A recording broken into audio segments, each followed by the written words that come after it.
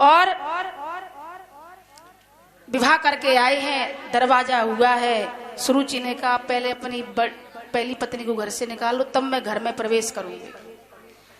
लेकिन राजा सुनीति को बहुत प्रेम करते थे, घर से कैसे निकालें। फिर भी उन्होंने कहा देवी आपको घर से बाहर निकलना पड़ेगा और जाकर के काग कौवा उड़ाने पड़ेंगे। बोले महाराज मुझे सहजता से स्वीकार है, आप जैसा कहेंगे मैं वैसा करूंगी। और माँ सुनीति जंगल में रहने लगी और भगवान से प्रार्थना करती हैं, हे परमपिता परमात्मा, मेरे जो छोटी बहन आई है उसके कोई पुत्र कोई संतान हो जाए। एक बार को साधुओं का आना उनकी कुटिया में हुआ, उन्होंने भोजन कराए, संतों ने आशीर्वाद दिया, बेटी तेरे भगवान के अंश का पुत्र प्राप्त होगा।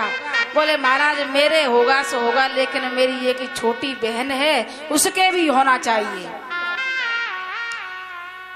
संतों ने कहा तथास्तु। और एक दिन राजा उत्तान पास शिकार खेलते हुए उसी कुटिया के पास आए और रात्रि विश्राम किया। सुनीति गर्भ से हुई और उनके ध्रुव पुत्र की प्राप्ति हुई। और उधर उनकी दूसरी पत्नी ने उत्कल को जन्म दिया। जब भगवान की कृपा होती है तो न जाने हमें कब क्या प्राप्त हो जाए। उन्हें दो पुत्र रत्न की प्राप्ति हुई। सुनीति को महल में लेकर के आए और बालक खेलते हैं। एक दिन ध्रुव का मन करता है कि मैं भी अपने पिताजी की गोद में जाकर के बैठूं, मेरा छोटा भाई रोज खेलता है। लेकिन जैसे ही गोद में बैठा, कुछ दूतों ने उनकी पत्नी से कहा कि तुम्हारा सौत का बेटा महाराज की गोद में बैठा है। और उसने आकर के बाह पकड़ के भरी सभा में ध्रुव को फेंक दिया। ध्रुव रोता हुआ अपनी माँ के पास आया, माँ आज सुनीति माँ ने मुझे हाथ पकड़ करके फेंका है। माँ कहती है पुत्र उस पिता की गोद में बैठे की कामना मत कर, यदि कामना करनी है तो परम पिता परमात्मा की गोद में बैठने की कामना कर। और माँ ने कहा कि तुम तपस्या के लिए जाओ। 5 वर्ष का बालक, हमारे यहाँ तो बूढ़े हो जाएं फिर भी माँ उनको घर से निकलने नहीं देती है।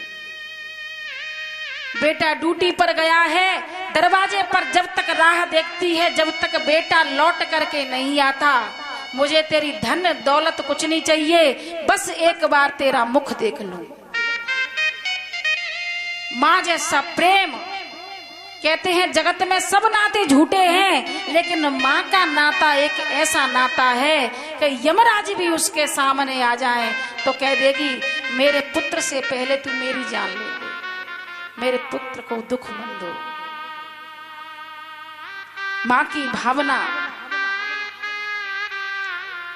कोरोना काल में ऐसा ही हुआ कि एक 6 वर्ष का बालक था, उसे एम्बुलेंस वाले लेने आए। माँ घर से भागी, अपने बेटे को गोदी में ले लिया। जिस बेटे को मैंने अपनी जान पे खेल करके जन्म दिया है और आज उसकी जान पे बनाई है, तो मैं इसे छोड़ दूं?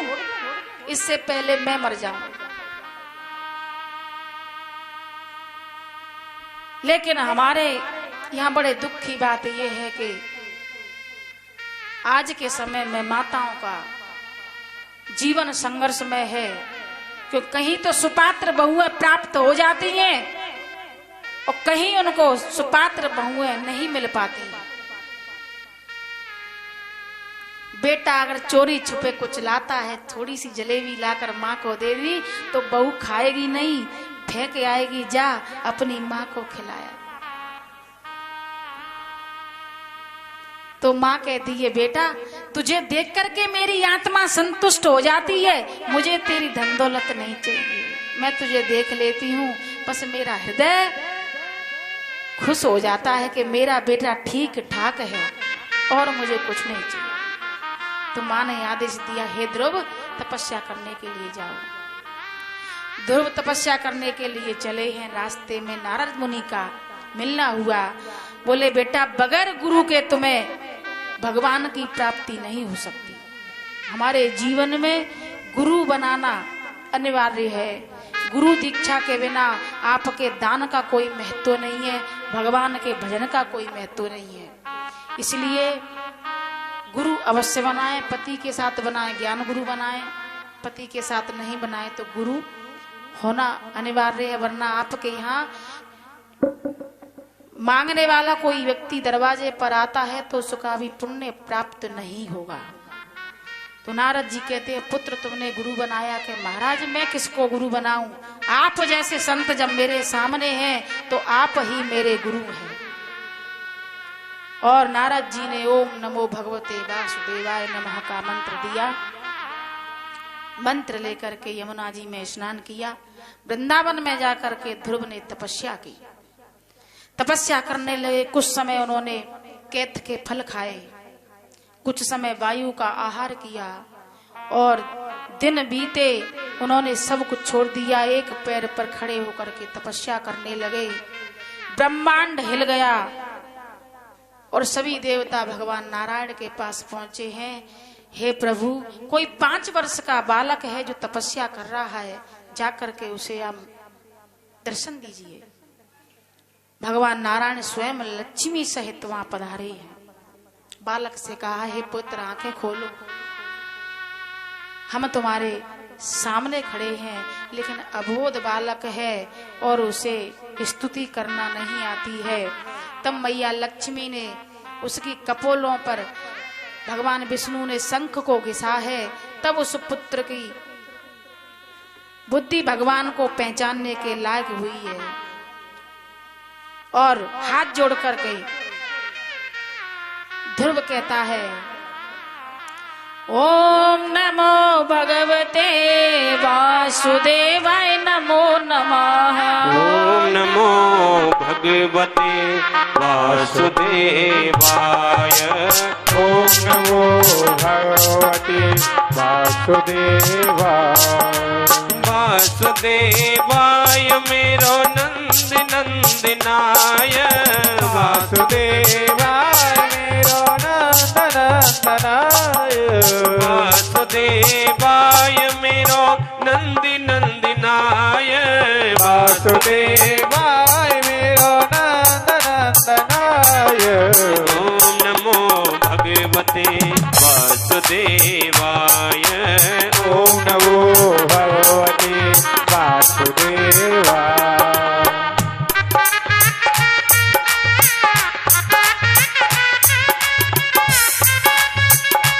और इस प्रकार भगवान विष्णु की उन्होंने स्तुति की है और कहते हैं, जिस घर में ऐसा पुत्र प्राप्त हो जाए जिसे स्वयं साक्षात परमात्मा को प्राप्त कर लिया। महाराज उत्तानपाद को पता चला कि मेरे पुत्र ने साक्षात परमात्मा को प्राप्त कर लिया है। घोड़े हाथी सहित सेना को लेकर के चले आ रहे हैं और ध्रुव से भगवान विष्णु ने कहा कि पुत्र अपनी नगरी जाओ, अभी तुम्हें बहुत कार्य करने हैं। ध्रुव वहां से आते हैं, रास्ते में पिताजी से मिलन होता है। पिताजी उसे कलेजे से लगा लेते हैं और लेकर के अपने राज्य में आए और राज्य सिंहासन पर उनको विराजमान किया। कहते हैं कि जिस राज्य में कहे कुलम पवित्रम जननी पवित्रा वसुंधरा पुण्यवती चैन। जहां जैसे पुत्र हो जाए पैदा तो उस कुल खानदान नाते रिश्तेदार गांव शहर सब पवित्र हो जाता है। तो इस प्रकार श्री सुखदेव जी ने